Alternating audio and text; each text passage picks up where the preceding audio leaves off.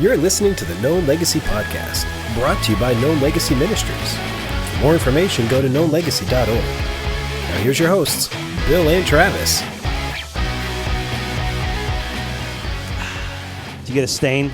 Nice. Something. Nice. Something. Good morning, Bill. Good morning. Morning, Kyle in the corner. Good morning. How's everyone doing? Great. Good. Excellent. Something's vibrating somewhere. Anyways, we are so happy that you guys are joining us on Known Legacy today. As always, you can check us out on YouTube, Facebook, Instagram, if you so choose. If you want to find out more information about Bill and his speaking engagements, go to knownlegacy.org. And if you want to reach out and connect with us via email, info@knownlegacy.org is a great place to make that happen. Anyways, just want to say good morning and welcome to the show. Bill, what do you got for us? Man, I'm so glad to have you guys here. Man, we are excited to have you be a part of what we're doing. We want to help you wake up, gear up, and come alive to who God called you to be. Correct. Man, it is a perfect overcast day, which in Texas is nice because storms are brewing. It never happens here, and especially in May. I feel like we've had a lot of wet weather. It's the El Nino. Yes. Spanish for the Nino. Yeah, we love it. Hey, we're so glad you guys are here. Guys, want to let you know about a couple things going on with Known Legacy. Yeah, tell us about the Adrenaline Cup. The Adrenaline Cup. We have I was going to start somewhere else. We'll start there. We have a Bible study called Adrenaline Shot every Thursday morning at 6:45 a.m. It's a call-in study. We'd love you to be a part of. There's a link below. Listen, we understand what it's like. You're on the road. You're running. You're busy. You don't have time to connect with other guys. This is an easy way for you to connect and be a part of a community. These guys pray for each other. They're for each other, and we just challenge each other to come alive more to who God's created us to be. So that link's provided below, as well as, man, if you feel like you're stuck in your journey or you kind of want to know where you are, we have a free guide for you. It's called a Wake Up Guide and 7-Day Reset. You can click that link below and get that for free, downloaded right to you. And it's a great way to kind of say, I want to start things off or get a re-kickstart in my journey as a child of God. We made that specifically for you. Yep. As well as one more thing. We have a Known Legacy Brotherhood on Facebook. If you still use Facebook, if you still use ink and oil well, man, we would love to have you as your quill. Yes, on our quill. We'd love to have you be a part of what we're doing with Known Legacy there. And so we'll put that link below as well. It's a great place to get encouragement, connect, and there's not much good on Facebook. This is good on Facebook. So there you go. To be there. I love it. And so now, without further ado, because I know we have a great guest, and I'm excited about him and the conversation about the heart of the husband. Yes. And what the impact that can make and how we heal that bad boy. And without further ado, what's the question of the day? Question of the day. So we had a fun time putting this one together. We had a few different iterations, and so this is where we landed. So we're going to go here, guys. Let's do it. If you had to listen to only one catalog of music from an artist, and I'm not saying any artist, I'm going to give you three choices. Okay. Because we've done like an artist thing before, but this is a different one. No. This is a different one. This one's going to lock you in, put you in a lane, and you got to make a decision. All right. So the artist is this: Peter Cetera. Okay. All right. Peter Gabriel.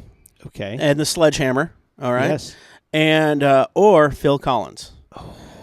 Which one of those three artists, if you could only listen to one of their catalogs for the rest of your life, which one would it be? I can go first on this one. All right. Phil Collins. Phil Collins, really? Why? Oh my gosh, I love all of his stuff. I mean, it's just amazing. You just want to listen to but like he had me. You had me at Genesis Lane of Confusion. You had me there. I love this stuff. It was so good. And then like years later, he's out of like nowhere, and all of a sudden Tarzan comes out. I've never seen the movie. But he writes this like banger for Tarzan that you're like, oh my God. He did the whole music score for Tarzan. Good. It was so good. So I mean, for him to like resurrect that, I've never seen the movie, but I've listened to the soundtrack. So anyways, Phil Collins would be my go-to. I got Peter Gabriel. I'm going Peter Gabriel. Really? Okay. Oh, yeah. Some of his videos and what he did, like in the early 80s, mid-80s, MTV and how it revolutionized. And, in your eyes, the light, the heat, your eyes. Okay, enough of that. Complete. And one of the greatest romantic scenes of cinematography. 1,000 churches. Right? He holds up the speaker over his head. And, yes. Yeah. Oh, yeah, and Say Anything. Yes, Oh. yes. Yeah, I could listen to that stuff. Iconic. Over. But I'll be honest, I have none of it in my current playlists. I want to go buy a trench coat now and put that out. Like, just be like, Sarah, Lloyd, I'm for you. Lloyd. She'd be like, get inside, idiot. What are you going to do, Lloyd? Well, I don't want to buy anything or sell anything. I don't want to sell anything that's been bought or processed. Brilliant. Kickboxing. It's a sport of the future. Anyways, what do you got, Kyle? Oh, what about you, man? I'm going to go Peter Cetera. Oh, we have a triad today. Trifecta. Because of all of them and the groups they're associated with, I'd rather listen to Chicago anytime over Genesis or Peter Gabriel. Wow. Okay. I mean, Hot take. I'm not a Chicago fan. This was a hard question. There's really good in all Come of on, them. 25 or 6 to 4. Come on. No. I'm not a horns guy, and they're a horn heavy band. I know, I get it, but just not my jam. Not my jam, dude. I think this is like we need to earmark this. This is like a time we all chose a separate. This is pretty amazing. Well, why don't you introduce us to our guest today? Hey, we are so excited to have Paul Harris on this morning with us. Morning, Paul. We are so excited to have you on, Paul. Man, welcome to the chaos of the Known Legacy podcast. We're so excited to have you on today, man. So with further ado, what is your go-to when it comes to... If you had one catalog to listen to out of those three artists, Peter Cetera, Peter Gabriel, Phil Collins. But this is easy for me, and it's Peter Cetera all day. Because Chicago 1968 to 1978, they're probably, I mean, there's a lot of great rock bands in that era, but I am a horns guy. And so when Peter Cetera had Terry Kath in Chicago, but what you might not know is Peter Cetera is an incredible bass player. Right. So, and songwriter. Yeah. So I love that old Chicago stuff. And of course, I met my wife when I was 15 years old, and Chicago 19 came out that year. And Peter Cetera was no longer in the band, but what I did was this is 19, what's one sound like? And so I worked my way back all the way through the catalog. So I'm very familiar with Chicago and Peter Cetera, so I have to go with Peter Cetera. Well, Kyle, you just became Kyle's favorite guest that we've ever had on. Absolutely. All right. I'll have to go back to listen to old school Chicago and see, because I only know I'm You're sorry. The inspiration. Yeah, I get it. No Legacy Podcast, a respecter of all musicians. Man, we're glad to have you on, Paul. I'm glad we bumped into you, man. You. And so as we checked out your website, checked out who you were, and I wanted to hear more about your ministry and your impact to men and fathers and family. Correct. Share a little bit about yourself, where you're from, and kind of how you got things started. Yeah, so I live in Springfield, Missouri area. Been married. This will be our Cindy and my 25th year of marriage in Congratulations. October. Thank you. I'm excited about that. I have a 22-year-old daughter who just graduated from college and is going to start teaching in the fall. I have a 19-year-old son who is not really sure what he's going to do, but he is taking advantage of junior college right now and working. So he's a little like, I'm not sure what I'm going to do. I think I was that way too when I was 19. But Yep. So we were empty nesters for about a week and a half until my son decided he didn't want to live on campus anymore. So. Yeah, and now my daughter graduated from college and she moved back home, and she's decided she's going to stay home until she gets married, which we think may happen next year. But I'll believe it when I see the ring. But yeah, so Heart of a Husband really started out of failure in my life. Really, so 18 years ago, I had an affair, and then of course my wife. For some reason decided she was going to stay with me. And I just remember saying, God, I don't know where in the Bible it tells me how to be a good husband. And, immediately I remembered, love your wife like Christ loves the church. And I can remember even in that moment crying out, like, what does that even mean? Like, I don't even know what that means. And almost immediately he just downloaded this list of what it meant. And then I thought, I'm supposed to write a book. And then, of course, I sat down and tried to, and it couldn't happen. And then 11 years later, it just happened, like in 2 months. And I realized that the life that I had to live that life before I could write about it. So it's been a really long journey. And then a couple of years ago, I decided to just take a step of faith and create a business, which now is a nonprofit, to to support men, to counsel men, to help men get counsel. And then also I do men's retreats and the podcast, of course. So it's really been a life, really my adult life has been spent learning from the Lord and creating this. That is fantastic. And again, one of the themes that we come to over and over again on this podcast, and hopefully it's an encouragement to the guys that are listening, is this. Your brokens, your mistakes, and your valleys are often the places that God does the most work. Yeah. And ultimately will shine the light on him the greatest throughout the rest of your life as you journey through that. And I know those valleys are hard. It had to be brutal to have that conversation with your wife and to have that kind of that transparency and building that trust all the way back up. But how good is God and how faithful is he to say, if I'm putting this on your heart, I'm going to do the hard work behind the scenes so that you can do something right, start a nonprofit, and speak into the hearts and the lives of men. I love that. The title of the book is Heart of the Husband, correct? Heart of a Husband. Heart of a Husband. And a heart, as we know, is a muscle. And there's things that we can do to strengthen the muscle, and there's things that we can do to poison the muscle and let atrophy kick in. I would love to know from you and your studies and kind of your journey, what are the traps that guys fall into that allow the heart to become weak and atrophied? I don't know if that's a word. Is that a word? Atrophied? You just made it one. It sounds good. Copyright. Travis Hartson, let's go. Exactly. Atrophied. To become atrophied. Tell me about those poisons that we allow in our hearts and in our lives that we may not even realize the damage it's doing, but it's actually doing a lot of damage.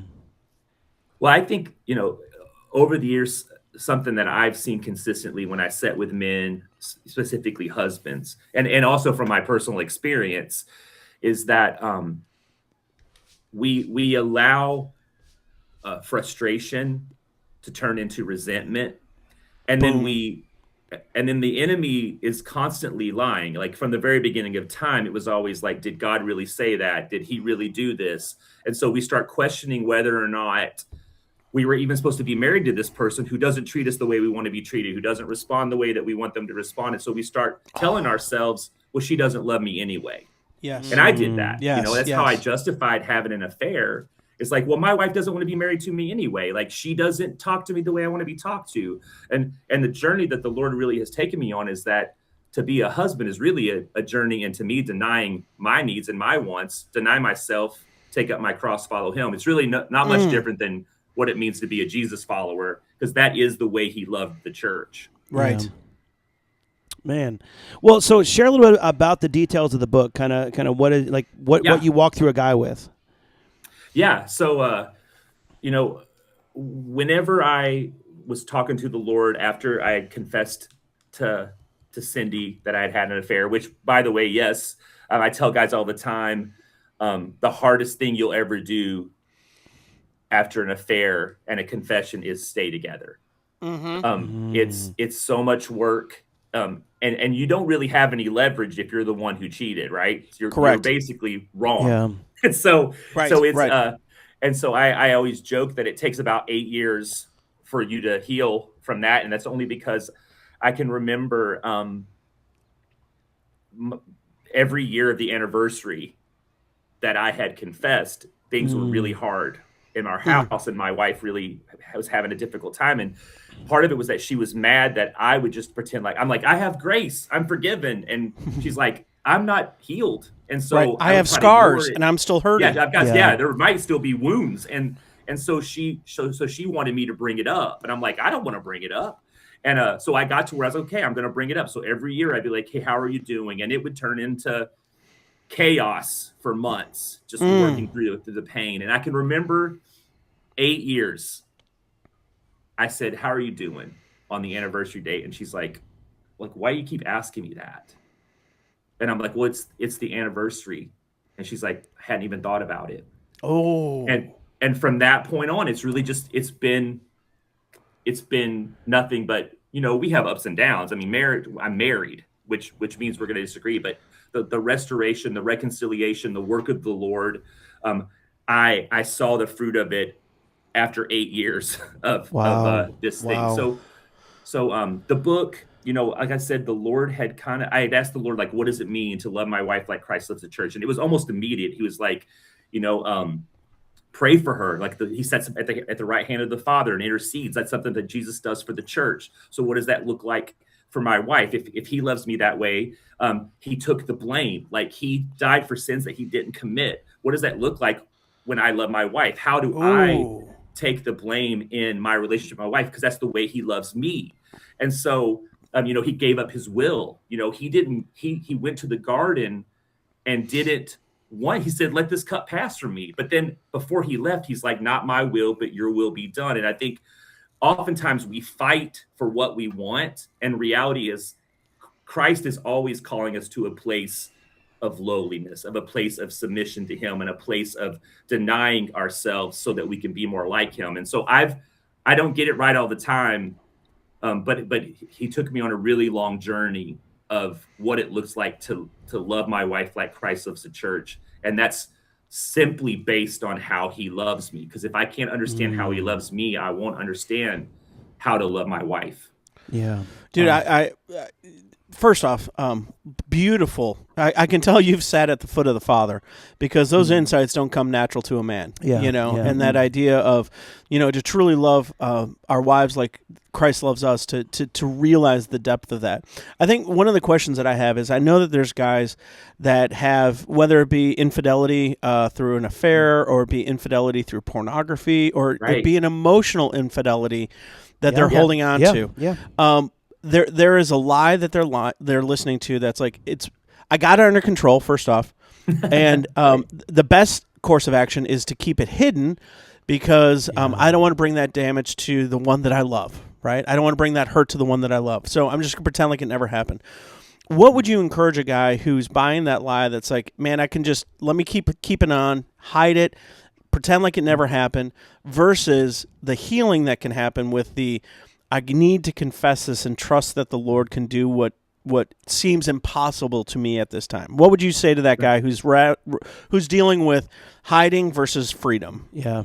Well, yeah. And I don't know. I know that there's lots of opinions on this, but I trust the scripture. And what the scripture says is this: confess your sins one to another that you might be healed. Yes. And so, yes. And so if you're looking to be healed, you need to confess. And so the first step in being set free or being healed is to confess. So even in the book, I tell men, put the book down right now and go tell your wife. Now, again, that's not popular with some people who talk about this kind of stuff. Some people say, hey, your wife doesn't need to know that. I feel like the enemy's always convincing us to hide, right? Yes. Yeah, that was Adam and Eve at the beginning. Do as soon as they sinned? Yeah. Yep. They covered themselves. They hid from the Lord. And I was listening to episodes of your show, and I think in one of them the person was talking about this. That Jesus, God the Father's just wanting to walk with them. He wants to be with us in the cool of the day. He wants to hang out with us. It's always and the enemy is getting us to react in shame. And so we're scared. Men are scared of how our wife will react. And you know what? Sometimes I've told men to confess, and they do, and it does not work out the way that I hoped it would have. Right. But the reality is for them to walk in freedom, they have to confess. Yeah. It's so good. I mean, I think but I guess, we were talking about this on one of the other podcasts of that tension point between guys going, it's still not worth it. And I mean this in a way of like, they're still processing going, no, I'd rather just keep this because keep the peace. And I got 20 years to live. I'd rather just that's seriously. I mean, as crazy as it sounds, that's the reality. So again, share some of the beauty post even 8 years that you're dealing with. Share some of that. Paint that picture. Well, yeah. So I think that what I've come to a conclusion of, and honestly, guys, it's so funny because you think, oh, I wrote a book on being a great husband, and people are like, oh, you wrote the book, you got it figured out, and I'm like, no, I actually got set free of something 2 years ago, and this happened 18 years ago, and it's I think that what I've recognized the fruit of the work of the Lord in my marriage is really the fruit of the work of the Lord in me. Wow. Because I try to, we as men, myself included, we always are trying to figure out what is it that if my wife would just do this, because my wife knows my worst features. I know her worst features. Right. And so I was so focused on praying. It's funny. I wasn't praying for my wife. I was praying about my wife. Mm-hmm. And I was like, Lord, do this. Lord, do this. Make her love me the way I want to be loved. Make her interact with me the way that I want to be interacted with. Like, help her, make her say the things I need to hear to make me feel better. And I remember he just was like, now you know how I feel. Like I want that from you. I want the relationship that you want from your wife is the relationship that I want from you. You are my bride. I am your bridegroom. And so the fruit. So I will say, like, my wife and I are both firstborn, hard-headed individuals. Firstborns getting married is hard. Is hard rolling right there. It is. Marriage is work. I tell everyone, like, are you ready to die to yourself for the rest of your life? Because that's what you're going to do. If you're not ready to die to yourself for the rest of your life, wait.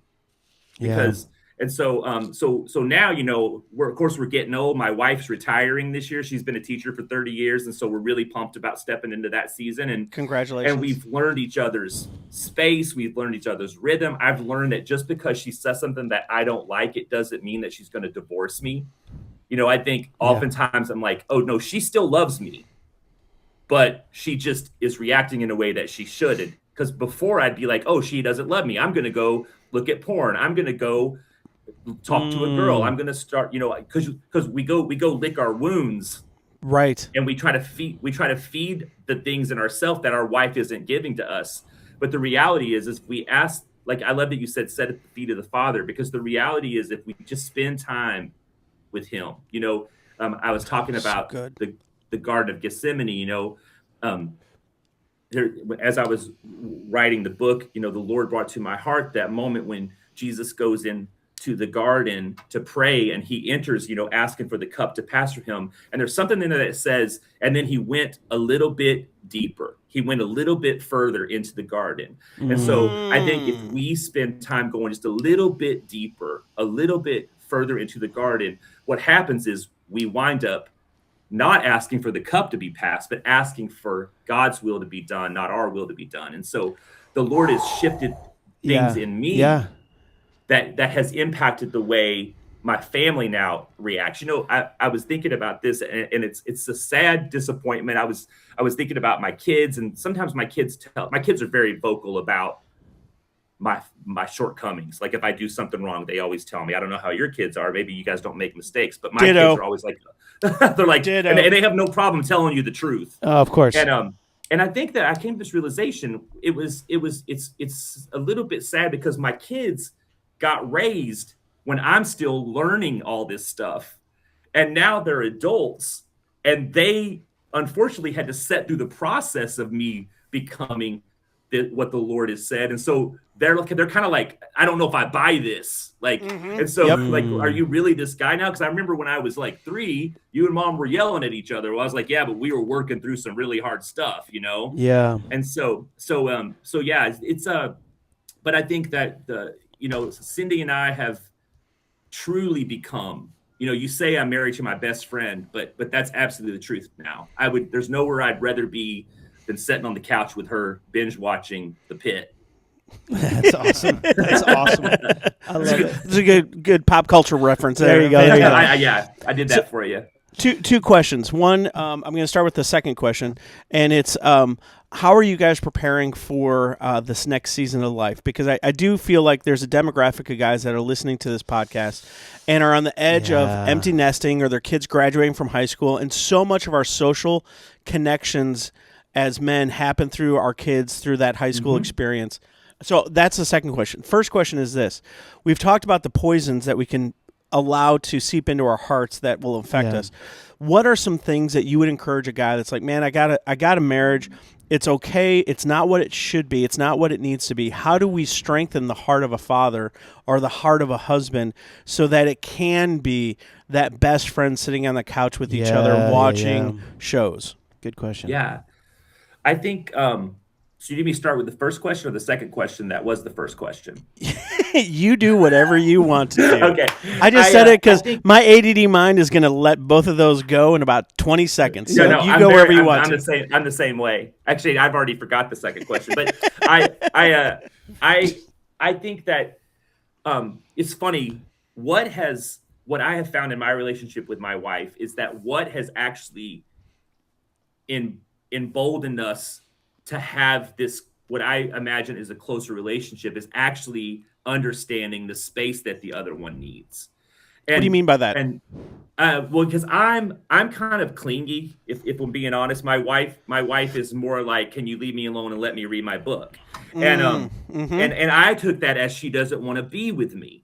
Right? She would prefer to be with a book than to be with me. So I was highly offended by all this. But when I learned to allow her to have the space that she needs in those moments, then there's the moment where now I want to be with you. Now I want to just sit with you. Now I just want to go to Barnes and Noble with you. That was kind of like always our date place. Like awesome. I'd grab a bunch of magazines, she'd grab a book, and we just sit there. And so I think, adorable. yeah, and I think that understanding, I think it's really a journey in trying to truly understand each other. And so, there's things that I don't necessarily love to do, but again, if I'm denying myself, then I've gotten in the habit of doing it. Like my wife wants to go for a 3-mile walk every day. I hated that, especially when it's humid in Missouri. Right. And, right. But it got to where I started suggesting the walk, because I think it was. I actually think it was a control thing. Like if I'm the one suggesting it, then it was my idea. Then I don't mind doing it. But what happens? She's like, oh wait, now he's suggesting that we go for the walk. That's cute. And it just becomes something that we do now. And so I think finding ways to be together.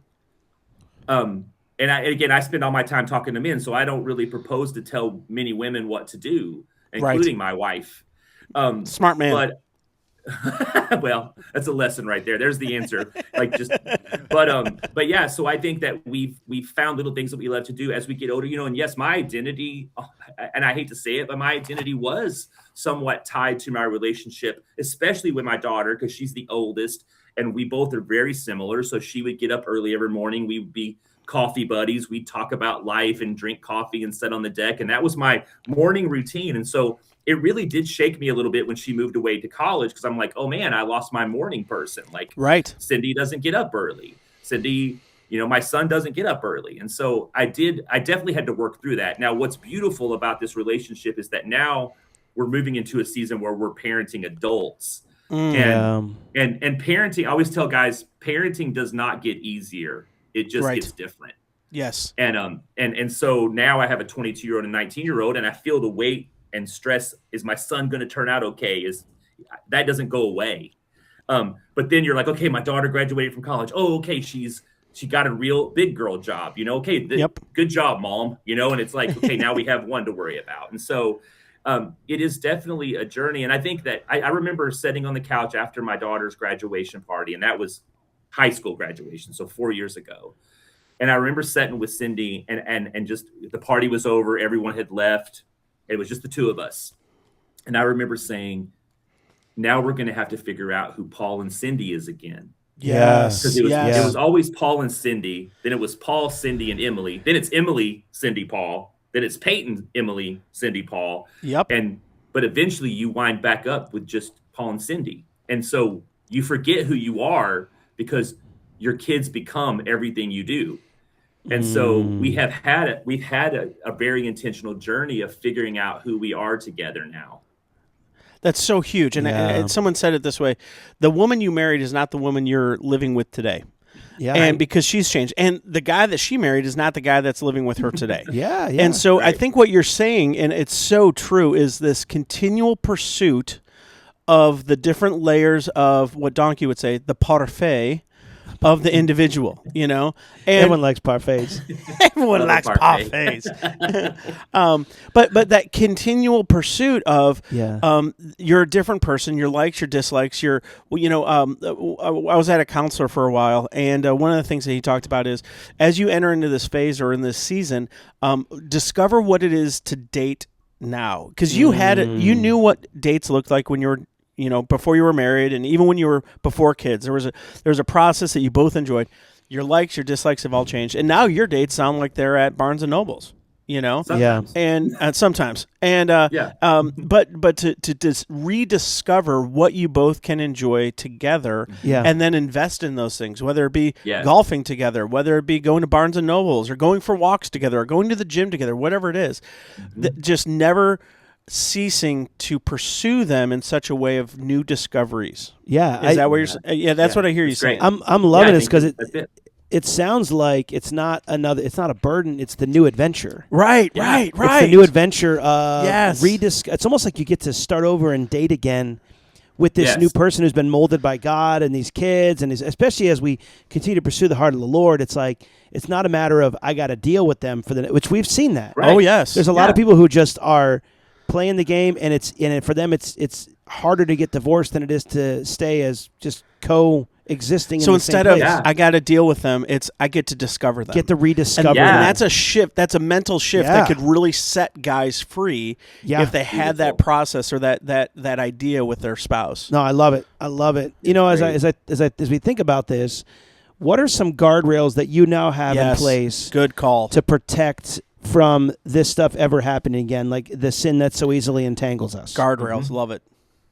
Sure. I think that with me personally, so it's interesting again, because as we all do, we talk to guys, meet with guys, and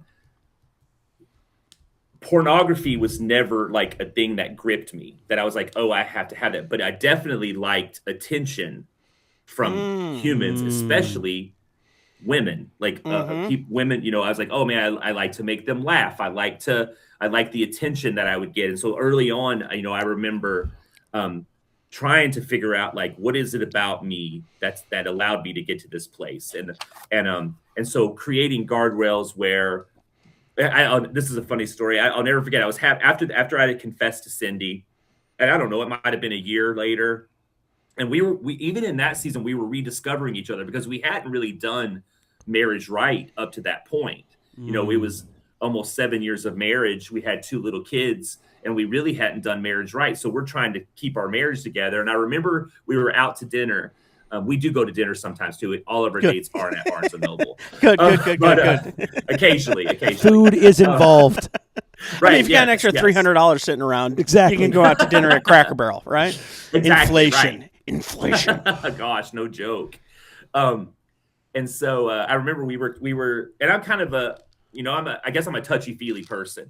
And so we were, Cindy and I were having dinner, and the waitress came to the table and is like, oh, and I reached up and put my hand on the waitress's arm and just made a comment. And then she leaves, and Cindy, she wasn't mad. She was just like, and also keep in mind at the time I'm traveling for work. Yes. And so I'm out of town a lot. And she's like, do you always put your hand on the waitress? And I'm like, ooh, maybe. Like I don't know. I never think about it.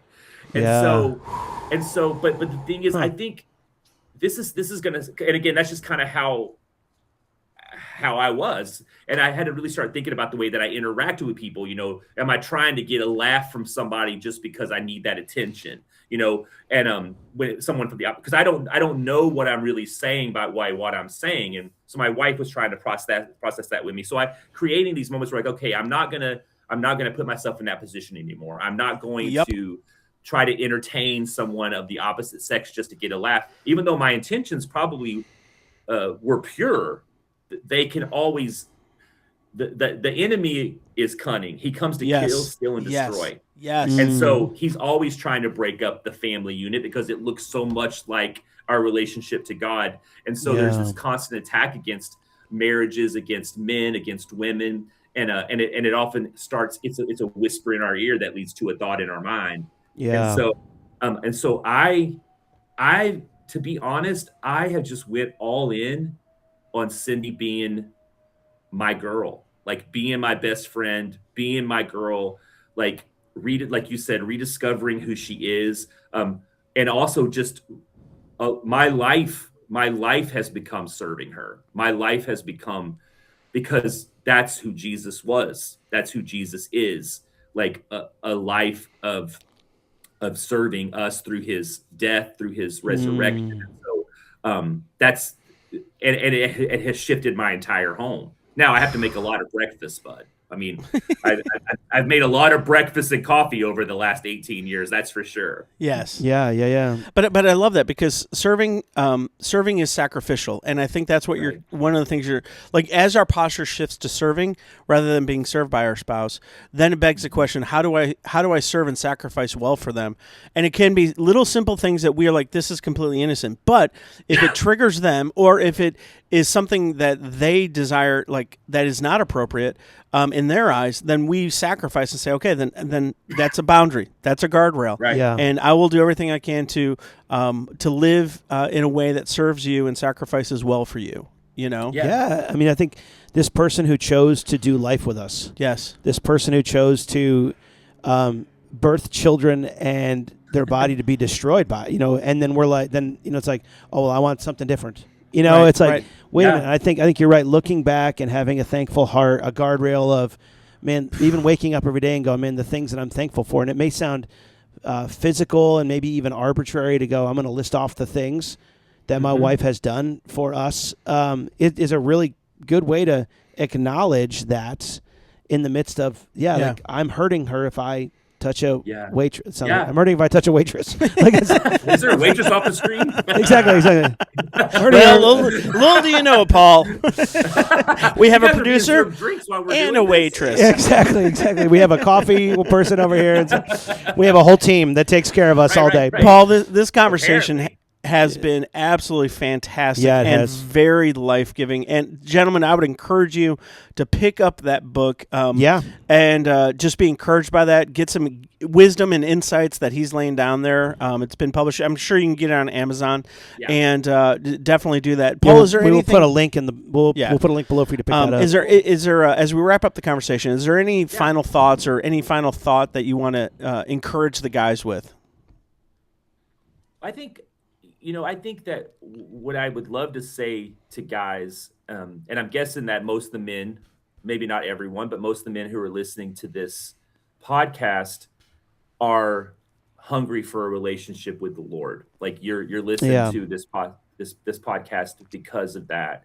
And I would encourage you that if there was one thing I could tell you to do that will shift the atmosphere in your home, and maybe you're like, man, the atmosphere in my home is so bad, like my kids, my wife, and I would tell you, and this is not to provide any kind of pressure, but I would tell you that the shift begins with you.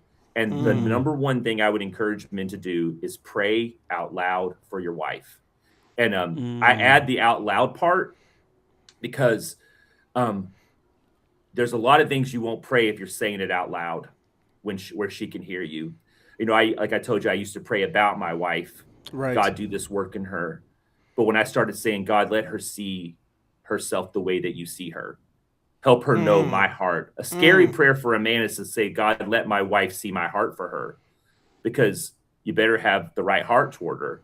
And I just started praying, God, let her see my heart. Let her see my intentions. Let her see your heart. Let her see your intentions. Let her become everything that you said she is. Help her to believe who you say she is. Help her become the person that she was created to be. Help her to be the mom, give her friends that support her. Praying out loud for your wife. Something happens when you lay next to your wife. Like, so for me, it's like when I lay down next to my wife, she goes to bed before me, but I always go to bed with her. And then she's like, okay, turn the TV off. I'm going to bed, and I leave.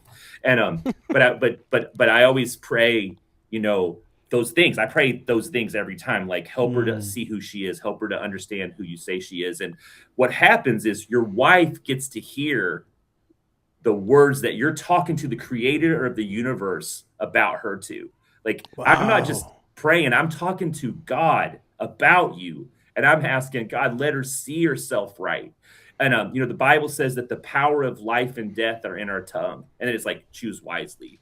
And so when we say words, they create something, and it may create destruction, but I wanted to create life. And so speak life over your wife. And I promise you, there's this crazy thing that happens where the Holy Spirit comes and he begins to shift your home and shift your relationship. The number one thing that I've done to change the relationship with my wife is to pray for her. I love it. I love it. It's someone once said, because that's one of the challenges I give to young couples in pre-marriage counseling. And one of the wives reflected back. She goes, when he prays out loud, it's the only time I see I hear what's really going on in his heart.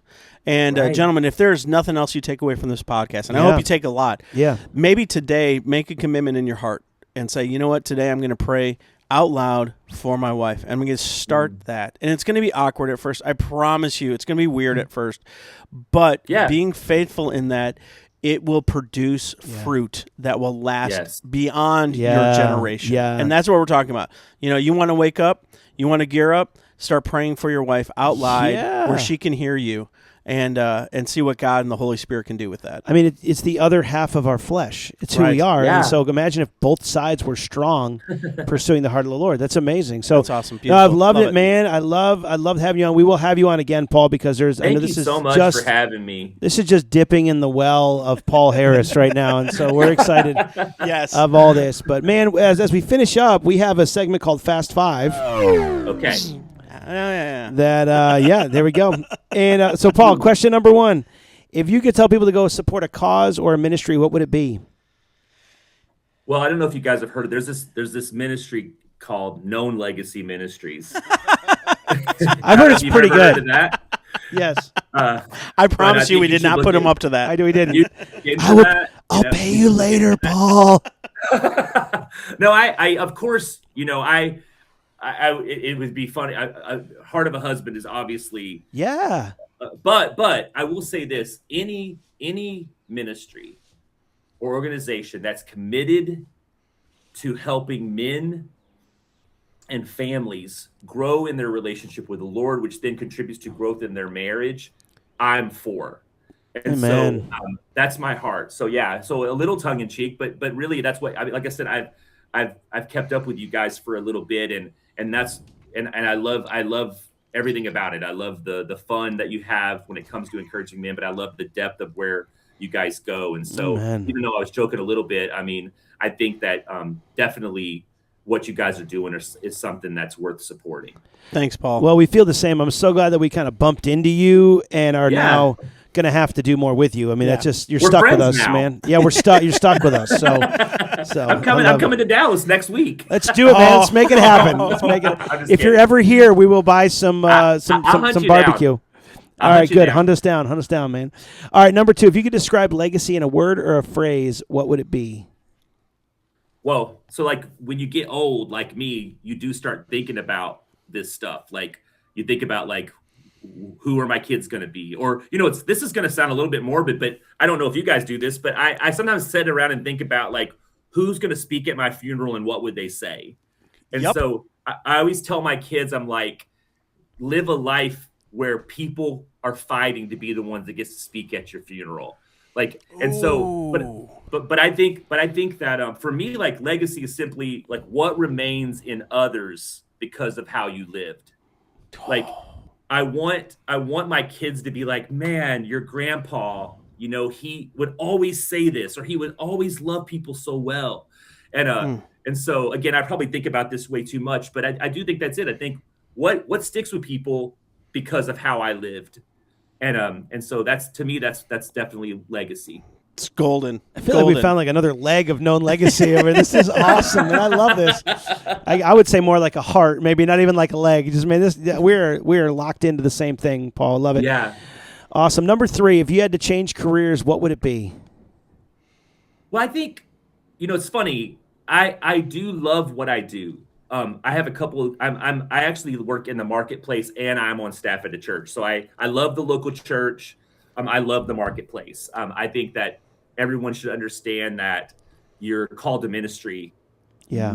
That doesn't mean you have to work at a church. And so sometimes we get mixed up on that. So I think probably if I could do anything I wanted to do, I probably would go full-time coaching. I love strategy. I do a lot of church consulting and help build systems, and I love doing that. I love counseling pastors and helping the pastors. Pastoring's a hard job, and so I love like pouring into ministry leaders. So I think I probably would just kind of work for myself and go all in on just pouring into people, helping us understand what it means to become a disciple of Jesus, especially when it comes to businesses and churches. And then, of course, I would continue doing Heart of a Husband. If I could do Heart of a Husband full time, that would be killer too. That'd be awesome. That's our prayer, man. You're making an impact. Keep it up. I know, Thanks, man. It's awesome. So yeah, and you mentioned the pastor thing. It's so important. So many pastors are lonely. They don't have anybody else to lean on, and so. And I know that you see that and experience that too in your ministry. So thank you, man. Number 4, this is a big one. What fruit? What is your go-to fruit if you had to pick one? It's pineapple. Pineapple? Really? Have we had a pineapple yet? No, you are the first pineapple. Nice. I love pineapple. That's awesome. Pineapple's good. Yeah. I'm allergic. On pizza?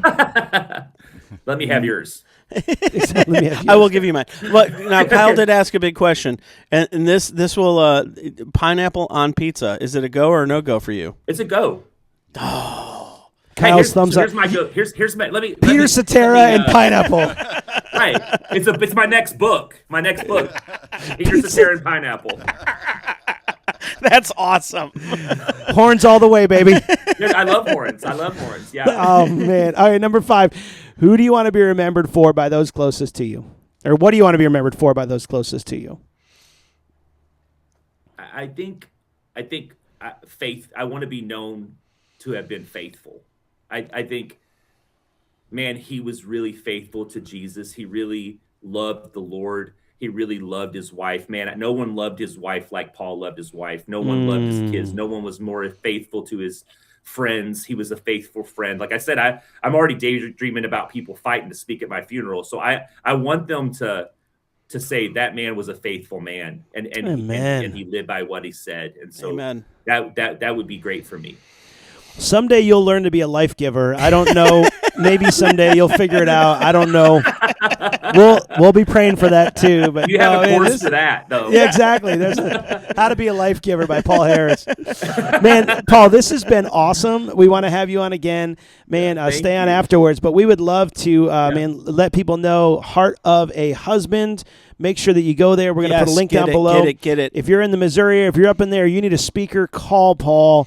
Man, this guy's got a heart for people, even the little bit of time that we have talked. Yes. Man, we are melded hearts with you. And so thank you for you being honest. Thank you for all those years ago stepping into the awkward and confessing. And then thank you for your wife. Tell her thank you for us. Really cool, these weirdos. But thank you so much that she stayed in the fight. That's a bigger another thing, too. Yeah. So.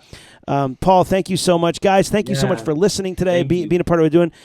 Excited to have Paul on. Make sure you check him out. Also, check out our book, More Than You. We'll put a link down there below. Yep. But, man, this was a good podcast. Travis, final thoughts from you, anything? Man, just thank you so much, Paul, for the journey that you've been on, how God has been faithful with you, how it encourages others. And, gentlemen, it's time to wake up, gear up, and come alive. God bless you all. Have a great week. Thanks for listening to the Known Legacy Podcast. We'd love to hear from you. So email us your questions or comments to info@knownlegacy.org.